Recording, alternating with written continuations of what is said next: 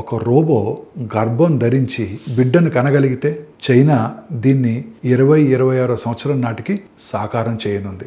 ఆశ్చర్యపోతున్నారా? దీని గురించి ఇవాళ మనం తెలుసుకుందాం. కైవా టెక్నాలజీ అభివృద్ధి చెందిన ఈ హ్యూమనాయిడ్ రోబో తన పొట్టలో కృత్రిమ గర్భాశయాన్ని కలిగి ఉంటుంది.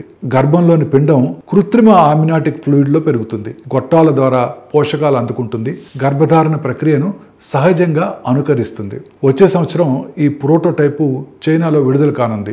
ఇది సంతానోత్పత్తి చికిత్సను మార్చవచ్చని, మహిళలను గర్భధారణ శారీరక ఒడిదుడుకుల నుండి విముక్తి చేయవచ్చని ఆ నిపుణులు చెబుతున్నారు.